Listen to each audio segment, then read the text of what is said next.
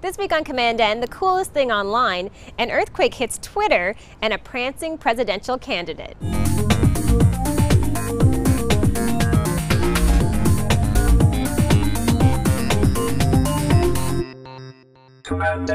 Welcome to episode 142 of commandN. I'm Amber. And I'm Rahaf. Rahaf, thank you for coming back and joining us again. It's good to see you. Thanks for having me. I didn't even have to poison Will's food this time, so plus for him. That was a little awkward when you did that before. You must love the show. I will. We love you, Will. Jeff will be on this show, and Will be back eventually. But one day we have to all get together and have a little commandN Geek Fest. Huge party. I like it. A huge party. And we'll shoot the show, have some drinks, some Pepsi. It'll Pepsi's be safe, not a Will, sponsor. I promise. You can eat anything you want. Exactly. All right, let's talk about the tech headlines of the week.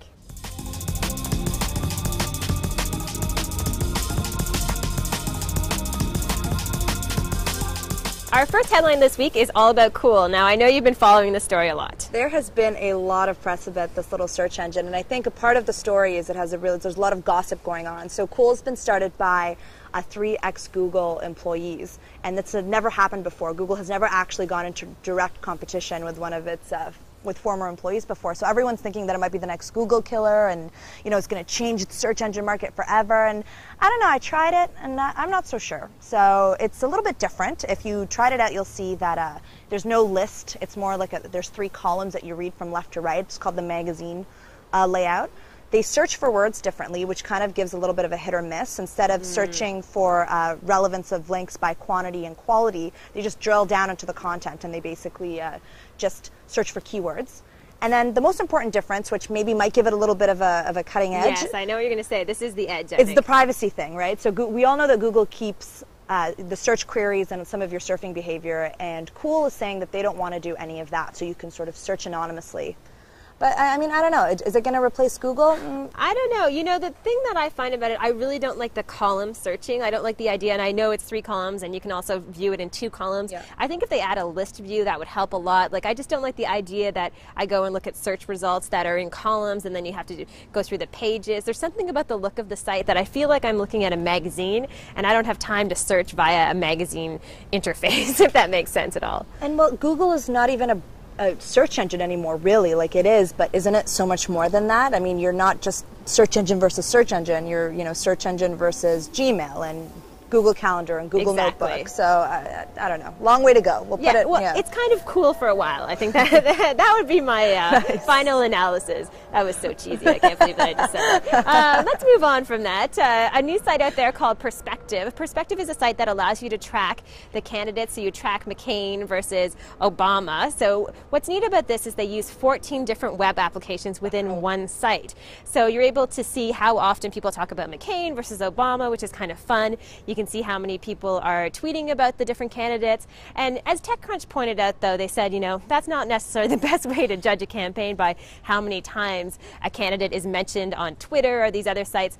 But at the end of the day, it has some really beautiful graphs, and I think they did a nice job of implementation there. And I don't care how much you talk about it or whose side you're on or who you're voting for, as long as you get out there and vote.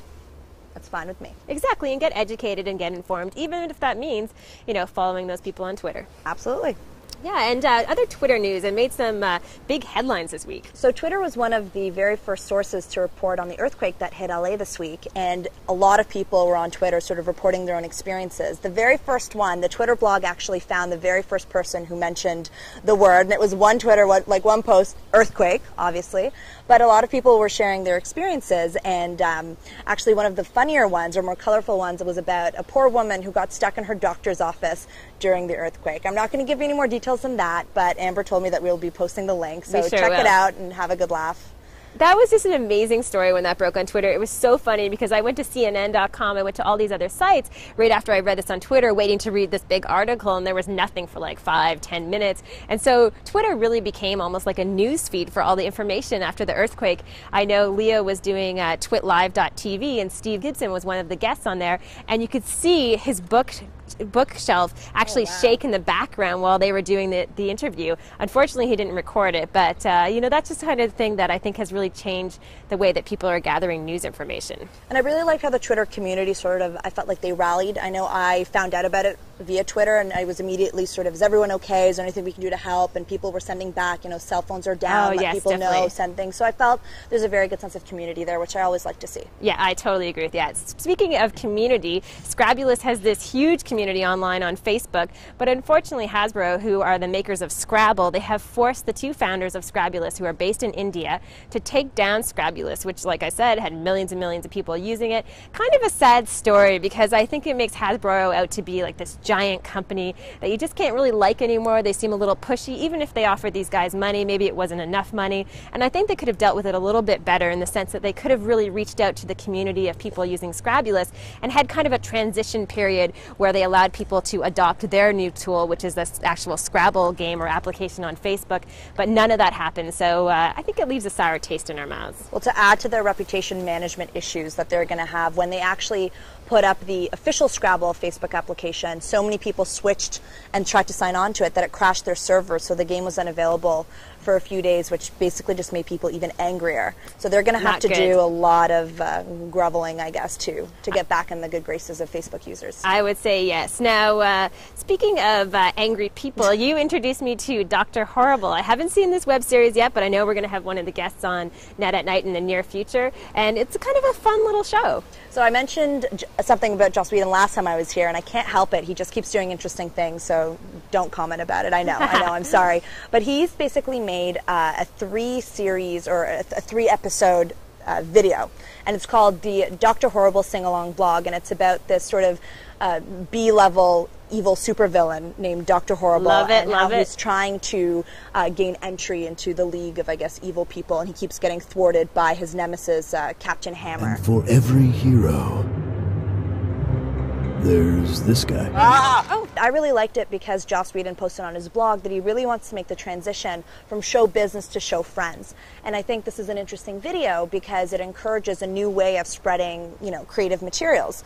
And I like seeing professionals using a lot of these tools, YouTube and Hulu and Flickr, that some of the amateurs people have been using for years. I totally agree. And one nice thing about it is that production values are really high. They have some great shooting. I love when they're in the laundromat because I love strange locations, and there's something about shooting in a laundromat. So we got to take commandN to the laundromat. Absolutely. I actually didn't even mention one of the coolest parts is that Neil Patrick Harris is in it. Oh, yes. Little Doogie Howser, and he actually sings. All that matters, taking matters into your own hands. That alone is enough for you guys to go check it out. Yeah, he's grown up a lot, so don't worry about that. Speaking of other social media sites, Aaron, who's a friend of mine, he had sent me a link to this post on Mashable that talks about how you can use different social web applications on your business trip. So the idea is to get business people really comfortable with using these different applications. So it has kind of this list. So you walk through, how you book your trip, when you arrive, how you can send a tweet on Twitter, how you can find out about events with upcoming.org or these other sites. So I think it's kind of a fun little experiment if you're interested in getting, used to some of these applications and experimenting a little bit. Sometimes you just don't know where to start.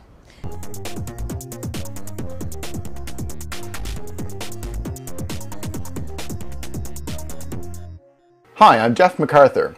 In episode 92, I reviewed Data Robotics' Drobo data storage robot, a housing unit for up to 4 hard drives that uses an ingenious approach to keep your data safe without any user intervention.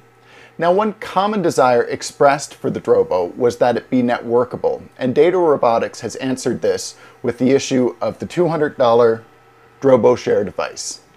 The Drobo Share is a companion to the Drobo that allows data to be shared over a network instead of just directly through the Drobo's USB 2 connection. And, as seems to be the case with Data Robotics' other products, a great deal of attention has been given to make this a seamless, easy to set up, and functional addition. First of all, the Drobo Share, as you can see, has the same coloring and footprint as the Drobo and fits snugly underneath it. There's even 4 little footholes so that the Drobo Share can line up directly underneath the Drobo and you don't have to worry about it slipping off or anything like that. And instead of making customers find yet another space in their surge protectors to power the Drobo Share, Data Robotics has included a Y cable adapter so that the Drobo and the Drobo Share can share the same power source, which is great. In terms of connectivity, the Drobo Share has a gigabit Ethernet connection that you can run to your router, and it includes a nice short USB cable to connect your Drobo to the Drobo Share. In fact, there's 2 of these connections in the back of the Drobo Share, so you could connect 2 different Drobos to the Drobo Share to have them both networked. Setup is as simple as it was with the Drobo. Basically, plug the cables in, turn it on, and it's pretty much done. Although you really should use the Drobo dashboard application to look for any firmware or other updates to make sure everything is going to run as smoothly as possible.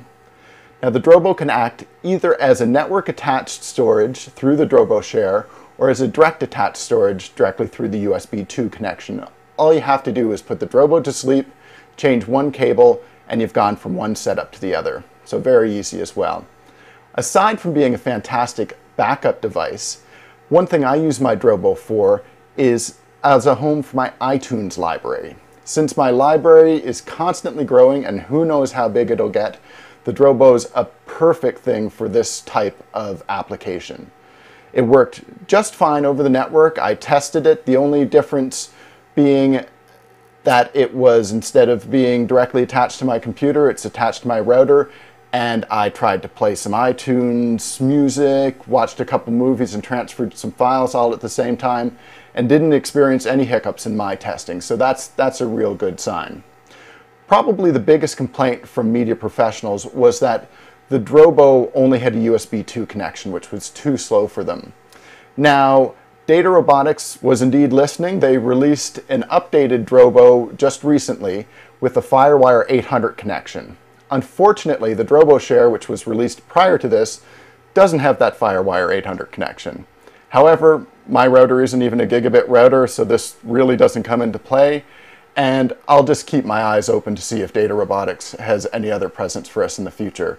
But for now, the Drobo Share and Drobo combination is serving me just fine, really liking to have it, and now all of my computers in the house can get at my Drobo without me having to keep the computer it's attached to on. That's all for this week. I'm Jeff MacArthur. Enjoy.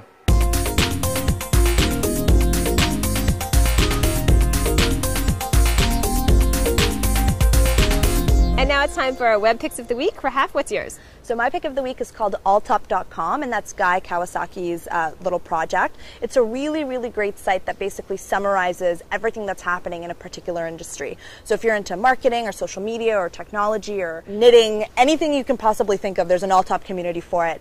And you can click on them and it displays on the screen all the most popular and most active blogs. Ooh, that's awesome. And what's even better, which my favorite feature is, if you just roll your mouse over any of the headlines, a box pops up that gives you a much more in-depth view of the blog post. So you can, in theory, scan probably 15, 20, even 25 blogs in a particular segment within like very few short minutes. That's awesome. And you know what? Guy Kawasaki is amazing.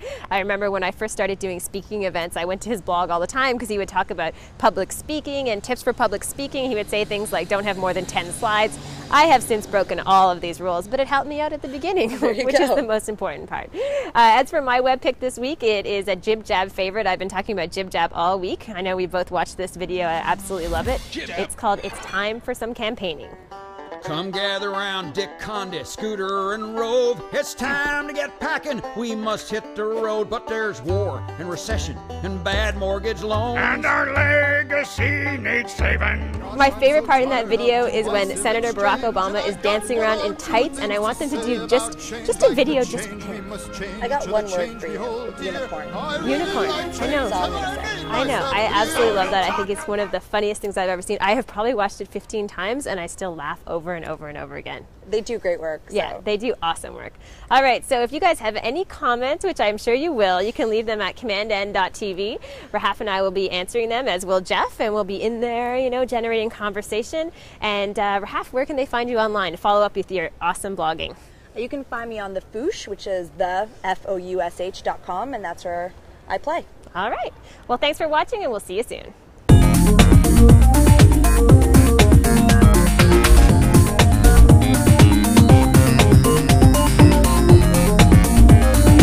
Sorry, the last row to you, so sorry. yeah. It's Sorry, I was really to see my face blank. What? Who are you? No, don't worry about it. I know. Sometimes I speak so fast, I'm like practically mumbling. Hushmoon. Oh, totally. Sorry.